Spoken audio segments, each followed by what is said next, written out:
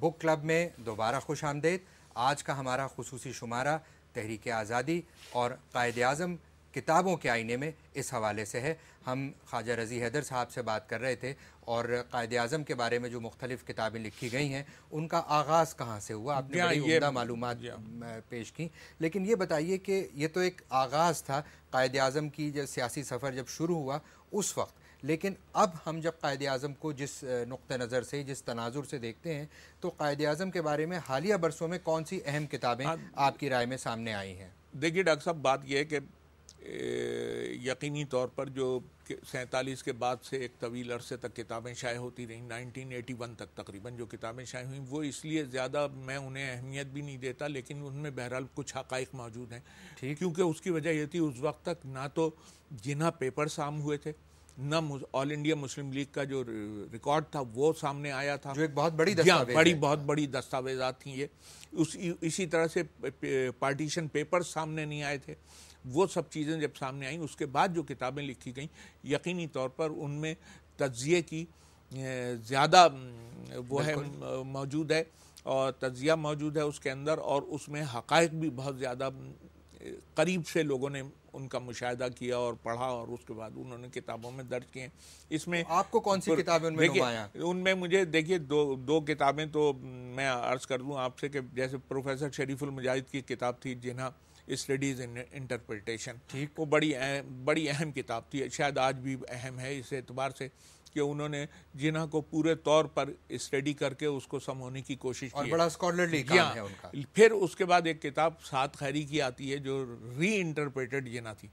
اچھا، تو وہ بڑی اہم تھی کتاب۔ اسی طرح سے عزیز بیگ جو تھے پاکستان ٹائمز کے ایڈیٹر، انہوں نے کتاب لکھی جناح اینڈ ہز ٹائمز، اور بہت ساری کتابیں آئیں۔ پھر اسٹینلے والپورٹ کی کتاب آ جاتی ہے۔ ہاں، میں اس کتاب پہ خاص طور پہ کیونکہ وہ کتاب اس کو پڑھا بہت گیا ہے، جو پڑھا بھی بہت گیا ہے، اور میں آپ سے عرض کروں کہ اس پہ کنٹروورسی بھی بہت ڈیولپ ہوئی تھی، یعنی اس حد تک ہوئی کہ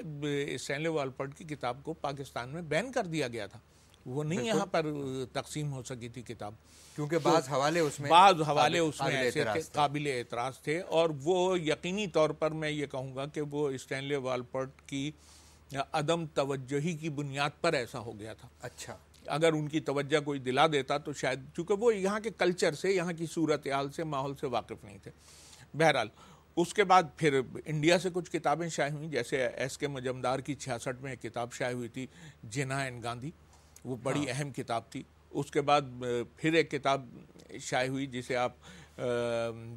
بندھو پادھیایا کی ایک کتاب تھی جس میں جناح کریٹر آف پاکستان، وہ کتاب بہت اہم تھی۔ اس کے بعد ڈاکٹر اجیت جاوید کی کتاب ہے،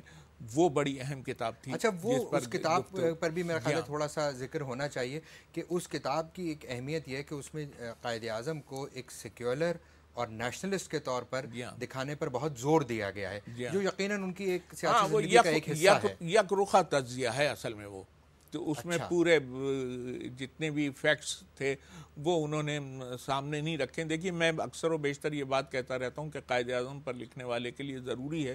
کہ سب سے زیادہ اہم چیز اگر کوئی ہے تو وہ قائد اعظم کے ڈاکومنٹ، جس میں خطوط بھی ہیں، اور قائد اعظم کی وہ تقاریر جو 1910 سے لے کر 1948 تک کے عرصے پر محیط ہیں، اور یہ تقاریر جو ہیں 2000 سے زائد تقاریر ہیں۔ اچھا، بڑی تعداد ہے۔ جی ہاں، اس کے 7 مجموعے تو قائد اعظم اکیڈمی سے 7 والیوم میں قائد اعظم اکیڈمی سے یہ تقاریر شائع ہوئی ہیں ساری۔ یعنی اگر قائد اعظم کا پورٹریٹ بنانا مقصود ہے تو اس کے لیے مدد ان کے الفاظ سے لی جائے۔ جی ہاں، ان کے الفاظ سے لی جائے، ان کے کیا نظریات تھے، وہ کس طرح سے سوچتے تھے۔ اور پھر یہ دیکھیے کہ بعض اوقات ایک آدمی ہوتا ہے وہ زندگی میں ایک دفعہ ایک بات کہتا ہے اور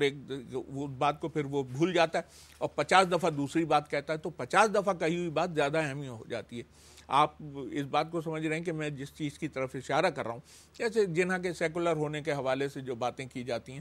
اس میں ٹھیک ہے وہ اپنے رویے میں بہت سیکولر آدمی تھے، میں اس کا اقرار کر رہا ہوں، لیکن یہ کہ وہ جو کچھ کہہ رہے تھے اس لمحے میں، وہ صرف ایک ایونٹ ایسا ہے، ایک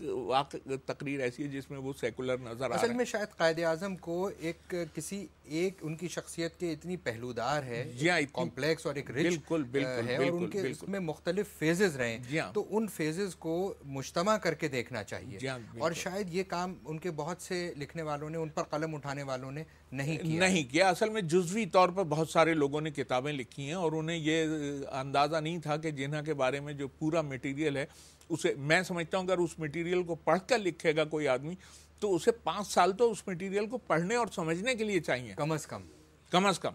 اس کے بعد لکھے گا وہ آدمی کتاب، تو پھر وہ کوئی کتاب، یہ اس طرح سے تھوڑی کہ قلم اٹھایا لکھنا شروع کر دی، جو کتابیں دستیاب ہوئیں ان کو کے حوالے آپ نے درج کر دیے، اس طرح سے نہیں ہوتا۔ پھر آپ کو یہ دیکھنا پڑتا ہے جو یادداشتیں جو ہوتی ہیں مختلف لوگوں کی وہ بڑی جو ہیں وہ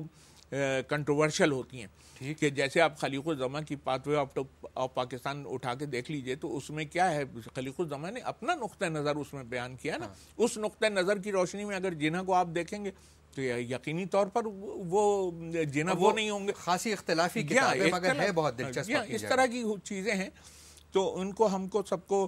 یقینی طور پر پڑھنا چاہیے، دیکھنا چاہیے، اور اس کے بعد جنہا پر کوئی سوانح عمری ایسی لکھنی چاہیے، اور ابھی ضرورت ہے کہ جنہا پہ سوانح عمری لکھی جائے، جنہا کی ایسی جو بڑی کمپریہنسو ہو اور جس میں ہر اینگل سے جنہا کو دیکھا جائے۔ اچھا خواجہ صاحب، آپ نے بہت سی کتابوں کا ذکر کیا اور جن سکالرز نے قائد اعظم پر کام کیا، عائشہ جلال کے کام کا ذکر بھی ہونا چاہیے۔ دیکھیں، سول اسپوکس مین جو ہے وہ اصل میں سب سے اہم کتاب ہے ان کی، اور وہ جس زمانے میں آئی تھی اس زمانے میں بھی، اور پھر دیکھیے معاف کر دیجئے گا مجھے، میں آپ سے عرض کروں کہ ایک ایسی کتاب جس کی جو پی ایچ ڈی کا تھیسس ہے ان کا، اور اسے سپروائز ایک نہایت ایسا آدمی نے کیا ہے جو وہاں پر تھا